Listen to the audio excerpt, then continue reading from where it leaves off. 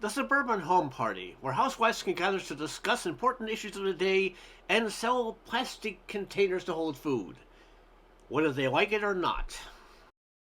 You will come to my home party by Erma Bombeck. Read by Karl. One day, a typical suburban housewife was storing a leftover in a small plastic bowl. As she pushed down the corner of the lid with her thumb, a whooshing sound came out, and her neighbor, who was having coffee, said, "Did you just belch?" "Of course not," she smiled. "I am burping my suckerware." "Burping your suckerware?" "Right. I find when you force all the air out of your plastic bowl, your cantaloupe will keep for days in your fridge." This was the beginning of the great plastic rush. Within weeks, news had spread throughout the country and the city, and women were coming on buses, cars, and bicycles to witness this religious experience.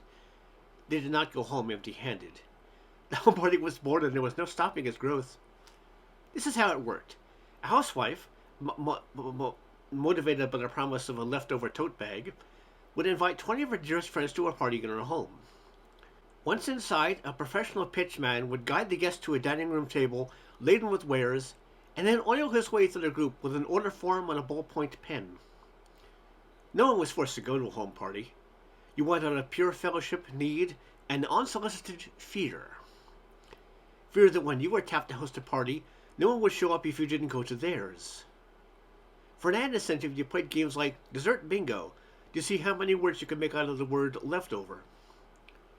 The plastics were first to arrive on the suburban scene, but not for long.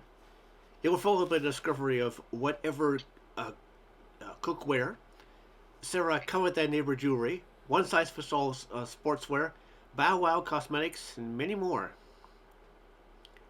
Probably the most boring party I ever attended was hosted by the whatever cookware company. The Burley brothers, two manufacturers' representatives, came to our house early to cook the entire dinner in their pots that locked in flavor and held captive all the native juices. The natural juices were the only thing held captive.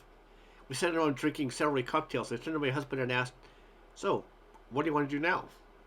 "We could check the expiration dates on our driver's licenses." "I want to go home," I said sternly. "You are home," he said. "What time do these birds serve dinner? I don't smell anything cooking." "Of course you can't smell anything. The food's long in its own juices, which are locked in onto the flavor seal lids." Finally, one of the brothers announced, "Dinner is served." That was only the beginning of the pitch. The Burleys were everywhere. At our elbows, grinning, "Is that the most delicious roast you've ever put in your mouth? You have permission to talk with your mouth full." "How's it going over there, guys? Here, give me your fork. See how I can press against those Brussels sprouts and the juices continue to flow?" "Don't get up. What do you need?" "No salt, guy, please. Where to eat? Oh, uh, natural. The taste buds will adjust to it in time. Do you detect just a hint of meat? Ah, you are discerning. Eat the jackets," he commanded when guest two was scooping out his potatoes. "Look at this, folks. He's leaving all the nutrition on his plate." Following the dinner, we arranged our chairs in rows and watched a double feature: The Birth of Greece and An Enzyme Visits New York. One Thursday night, as I was prepared to go to a home hair covering party, I got a call from Dolly Sullivan. "Guess what?" she said excitedly. "I'm giving a pint party. Can you come?" "What's a pint party?" I asked. "So you bring your sick plants to be healed and to buy new ones. It's really different," she said and hung up. I figured, why not? The pint party attracted a group of people I had never seen before. I'd been there only 5 minutes when someone wanted to go halvesies on a 100-pound bag of manure, and a perfect stranger showed me her aphids. "Girls, girls," said the plant rep. "Hate to break this up. We've got a lot of ground to cover this evening." No pun intended. First, I wanted to introduce you to my friends.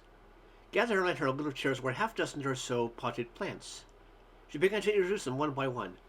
"This is Florence Floribunda, Polypothos, Ginny Geranium, Irene Iris, Dorothy Daffodil, and Phyllis Potbound." We'll talk more about her later. Now, before we get to the sickies, I want each of you to answer roll call with your favorite insecticide. "Very good," she said when we'd all finished. Now, you all found an opportunity to find out how to deal with your sick plants. To bring them one at a time, we'll uh, talk about them. The first was a woman who was near tears. What seems to be the problem? Asked the leader. They have icky boo boo on the leaves, she said. You're not being very scientific. In Latin, it's called primus, you mean? She smiled. Can you see the icky uh, blossus? Its common name is dust. When a leaf is coated with 5 or 6 years of dust, it can't breathe, suffocates. What should I do? Asked the woman. Let's do something gutsy, she said. Let's wash it. The crowd cheered. Next up was a woman whose plant was in the final stages of deterioration. The leaves were ashen and crumpled limply to the floor. The leader studied it carefully. Do you talk to your plant? Give it encouragement? The will to live? The incentive to grow? I talked to it yesterday, she said, but I didn't talk very nice to it. I called it something. What'd you call it? Asked the plant lady. The owner whispered the word in her ear. She too turned ashen and crumbled limply to the floor. Towards the end of the evening, we were given the opportunity to buy fresh new plants to refurbish the ones in our homes. I chose a beautiful split-leaf